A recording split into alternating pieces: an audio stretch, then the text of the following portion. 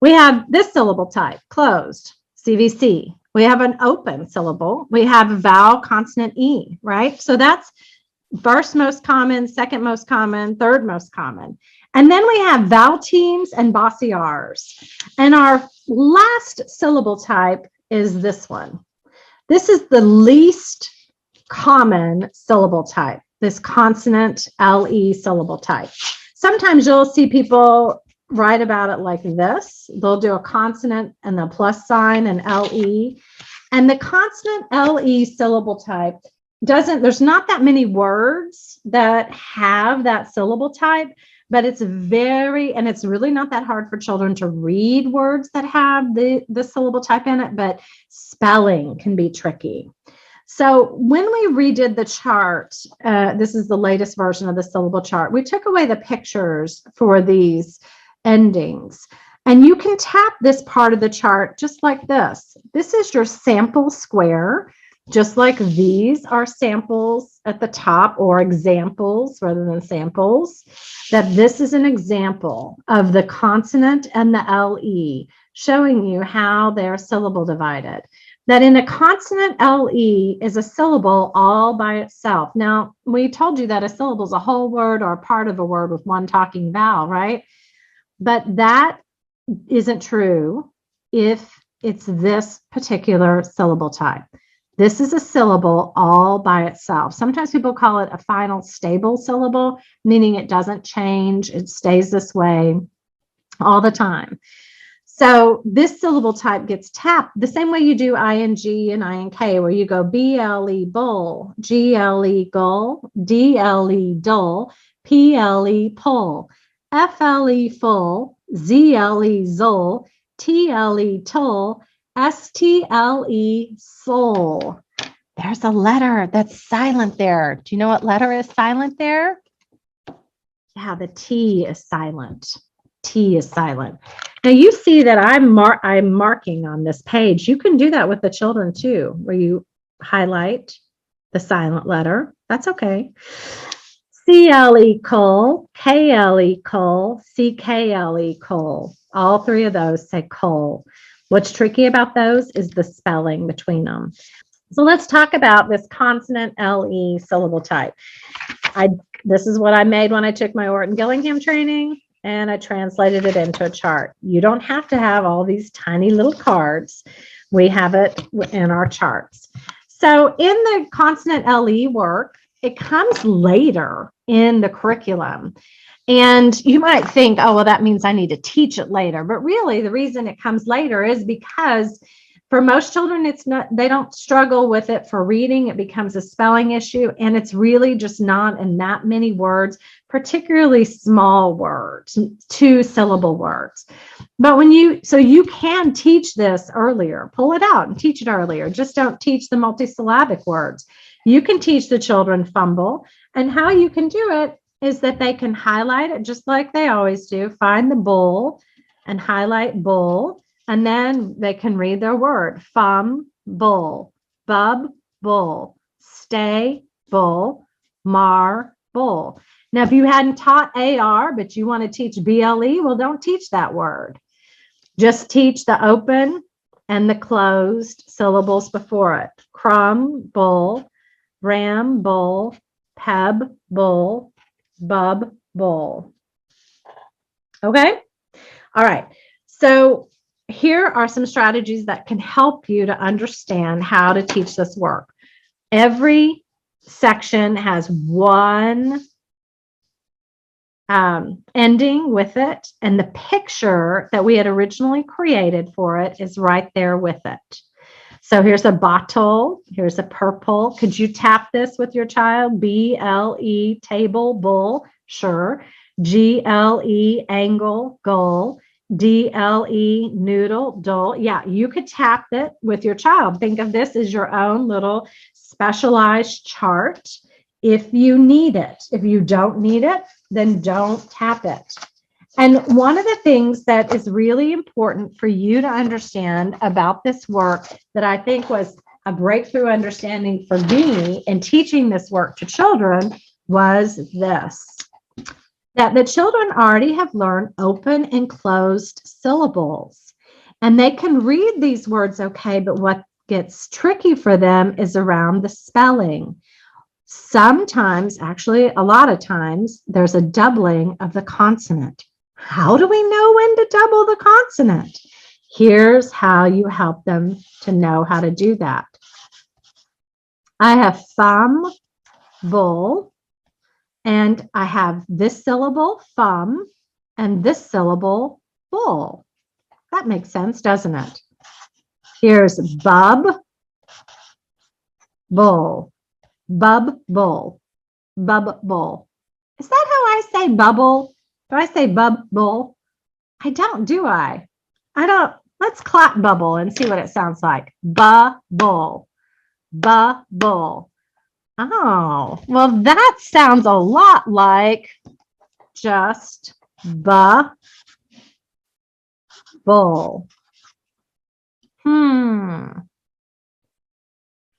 Let me look at this.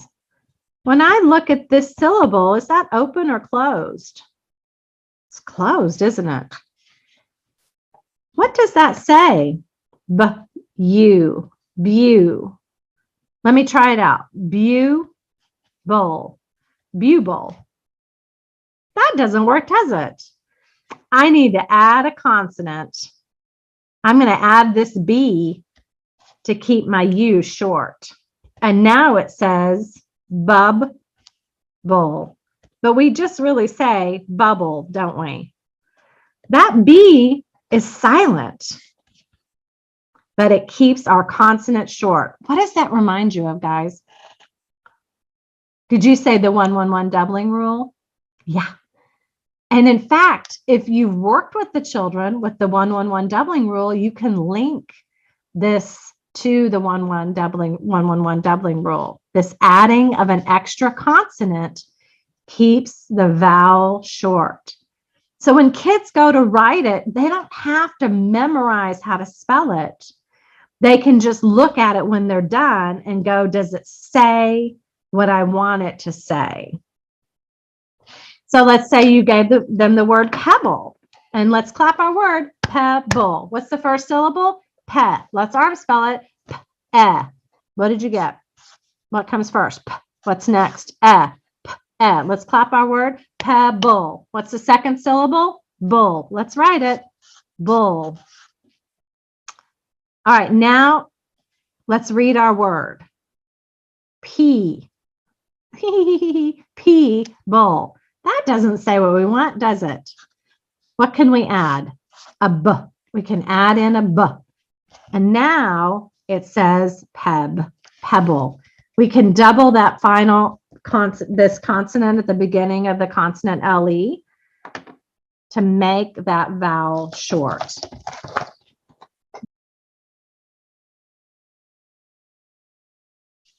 Open and closed flip cards, we and west and high and hit. Are you getting where I'm going? Glow and glob, and check it out. Globe. Have you seen that one? That's one of my favorites. Or no and not and note. Oh, the kids love it. It's like origami to them. But you can do the same thing with these, where you go, where is my example? Where you say gag, goal, gaggle. What would it say if we took that G out? Gaggle. Do you see how I bent it? Right there. So gag, goal. First syllable, gag, goal. What if we took out that extra G? Gaggle. All right. So you can have some flip cards for them to play with. I was looking to see if I had another one in here that they can do this work with. Here's another one. Lit, toll, little. What if I took out that extra T? What would it say? Little. By doing this work with them, you're teaching them how Can you just do the flip card? Bundle. Absolutely you can. This one, there's no doubling here, right? So that one we're not doing this piece with. What we're focused on here is we have this doubling of the consonant, but we don't say gaggle. This G is silent. And we're helping the children to see why we have that silent G and how they can discriminate in their writing when they go gaggle and they hear ah and they hear gull. How can they tell whether that needs a second G? Because otherwise, if they don't put in that second G, it's going to say gaggle. All right, stop me if you need me to give you any more explanation about that. That is the meat of, oh, here's another one. Paddle. And then what would it say without it? Paddle. This work allows the children to play with the language, going between short and long, and seeing how letters have power. This D is very powerful in controlling what the vowel sound is. All right. So these little handheld little flip cards are really easy to make. I just cut those out of cardstock. Okay. So let the kids hold them and play with them and go back and forth between short and long. For dyslexic children, going between short and long is really hard. And we begin that work here where we're she and shed. But that carries right on to this work when we're doing paddle and paddle. And that seeing being able to go back and forth, having the flexibility to go back and forth between short and long is incredibly important. So you teach this the exact same way any other work that you're using. All the other instructional strategies apply. There are words in here that are multisyllabic. The sentences down here are cumulative. So if you pull words forward and you're teaching them much earlier in the curriculum, make sure that the skills that are in the sentence are ones that have been taught. So the bubbles in the kettle make it sing. Well, you could teach bubble and kettle and the TLE and use that sentence after they knew vowel consonant E and ING, right? So be mindful of that. You can also work with your game pages to do syllable division work with the children. They can come in and find all the consonant LEs and highlight them. You can have them come back in and do the syllable division so that they see that this is gamble, candle, set, toll, cable, do, dull, toll, eagle. This is very interesting for them to see that this is like, what kind of syllable is that? That's a vowel team syllable. What kind of syllable is this? Bossy R. What about this one? Can that be a syllable all by itself? Yeah, it can be, because a syllable is a whole word or a part of a word with one talking vowel. Here's our talking vowel. So on these pages, you get a chance to practice with the children, not just syllable dividing, not just finding them, but also coming back and identifying vowel teams and bossy R's, and that this is closed and says its name, the vowel says its short sound, and also looking at where you double the letters. So I love these game pages more and more as I'm working with children to do this work. So let's talk for just a second about what's hard about this work for some children when it comes to spelling on the second page. So on the second page, you have this piece here around, oops, sorry about that. You have this piece here where you have CK says K, K says K, and CL says K. So I'm going to teach you a little bit about this so you have a little bit in your back pocket that you can teach to older children, but you don't have to. That CLE is actually the most common of the three, but look at the kind of words it's in. You can't really teach those very easily to young children. Uncle works and circle, and here you've got CI, where a Y says, instead of saying it says I. But these, in multisyllabic words, CLE shows up a ton. I like to start by teaching these two and then teaching CLE. When I do this work with a child who's not reading these words yet, I save this because this is in multisyllabic words, but these words show up much sooner, right? Here's what's hard about CKLE is that if you go in and start highlighting CKLE and say that's a final stable syllable, look where you're going to syllable divide. What's it going to say? It suddenly says buccal and pical and shakel and tricle. And we just spent all this time teaching the children about short vowels and long vowels. But they can notice that it says that. But I start with words that have that look like they have a base word, like pick and shack and trick, right? And prick and tick and chuck. And I don't think freck is a word, but crack is, and speck and heck and tack and buck, right? So these almost look like they are CK words. They could be CK words. But then we add the ol onto the end. Buck, ol, pick, ol, shack, ol, trick, ol. We have that ol on the end. And I don't like circling, and I don't know why I circled it. I never circle things. Please erase the fact that I circled that from your minds. I don't ever do that. That's very confusing to the children. I would usually do it with a highlighter. But that the children on this one, I find it easiest to focus on teaching, letting them see that this looks like what they're used to with a CK after a short vowel. And then we have the O on the end. Yes, it's spelled with CKLE, but a lot of these words feel like when we say them in our mouth that it's crack, ol, speck, ol, heck, ol, right? Okay, so that is a little anomaly here for teaching. Now down here for KLE, you run into a bit of a tricky bit also, because kids, when they look at it, they see the ink and the ank. And in fact, that's when on a lot of these words, that's where KLE shows up, is with ink and ank.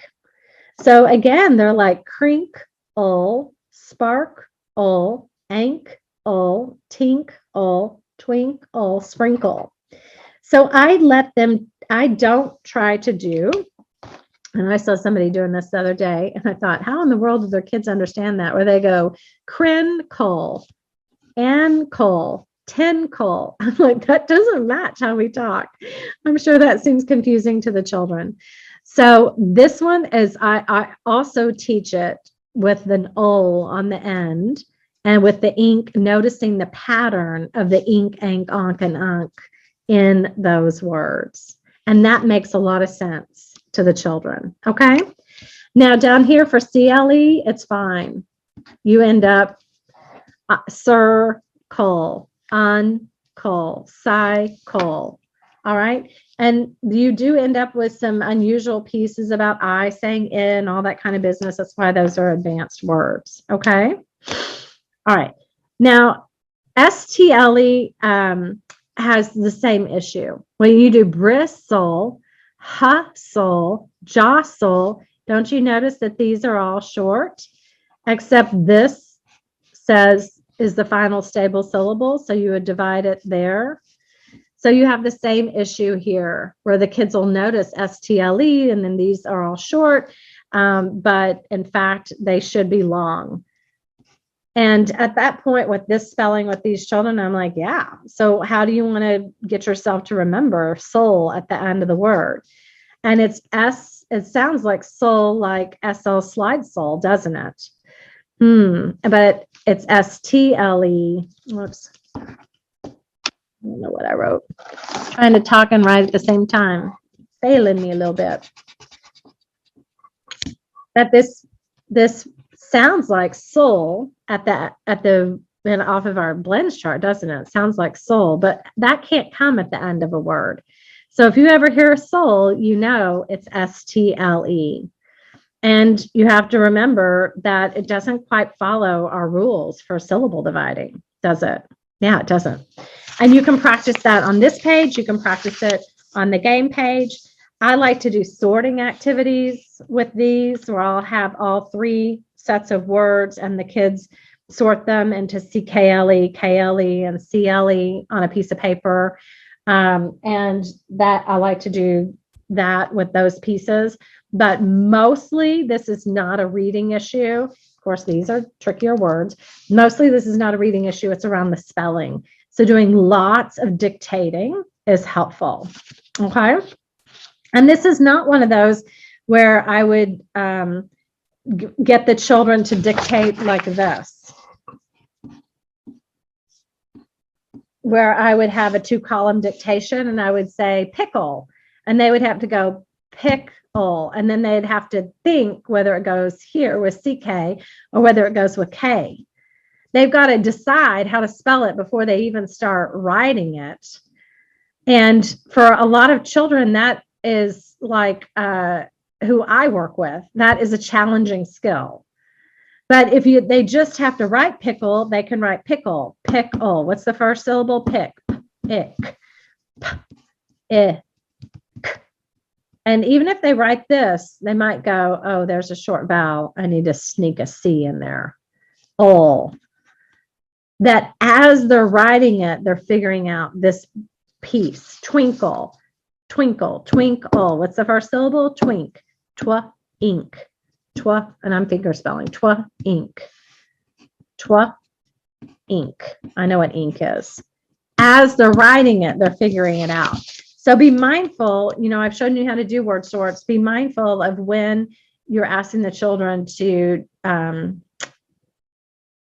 make a distinction that would be hard for them to do until they get into the actual writing. Right? If they knew how to spell all these words, you wouldn't be spending any instructional time actually dictating them, really. So these work well with things like AI or AY, where you're going to give them the word paid, and they go paid. Where did you hear the A? In the middle, right? So it's going to go here. Or the word say, say, is it in the middle or at the end? Say. This one allows for them to just orally distinguish in the middle or at the end, and then they can write it where it goes. Okay, that's a little bit of minutia there.